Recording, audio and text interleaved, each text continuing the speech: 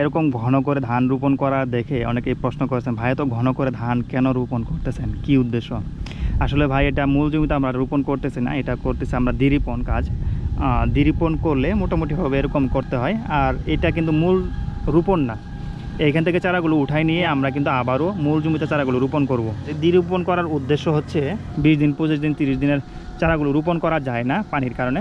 তো সেই সকল জমির জন্য কিন্তু আমরা এই যে দ্বিরোপণ কাজ করতেছি। এইখানে যদি আমরা এই চারাগুলো আরও 20 দিন রাখি তাহলে কিন্তু এই চারাগুলো বড় সড়ো হবে এবং এইখানে শক্তপোক্ত হবে।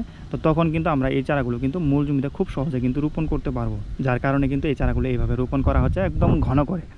ঘন করে রোপণ করার উদ্দেশ্য হচ্ছে যদি আমরা পাতলা পাতলি করি রোপণ করি, 2টা 3টা করে চারা দিয়ে রোপণ করি, তাহলে কিন্তু আমাদের মূল জমির মতো চারা কিন্তু রোপণ করা হয়ে যাবে। বীজতলা মানেই হচ্ছে যে এখানে অল্প একটু জায়গাতে আমরা বীজ বপন করব এবং এই চারাগুলো কিন্তু আমরা অনেক বড় জায়গাতে আমরা কিন্তু রোপণ করতে পারবো। এটাই হচ্ছে আমাদের বীজতলার একটা বৈশিষ্ট্য। বীজতলা মানে হচ্ছে ঘন আকারে বীজ রাখা এবং ঘন আকারে চারাগুলো রাখা এবং পরবর্তীতে এটা পাতলা পাতলি করে রোপণ করে দেওয়া। তো এটা হচ্ছে আমাদের বীজতলা, এটা মূল জমি না। তো এইখান থেকে আমরা এই চারাগুলো উঠাই নিয়ে 20 দিন 25 দিন পরে উঠাই নিয়ে আবার মূল জমিতে এই চারাগুলো রোপণ করব, যার কারণে এরকম ঘন আকারে কিন্তু রোপণ করা হয়েছে।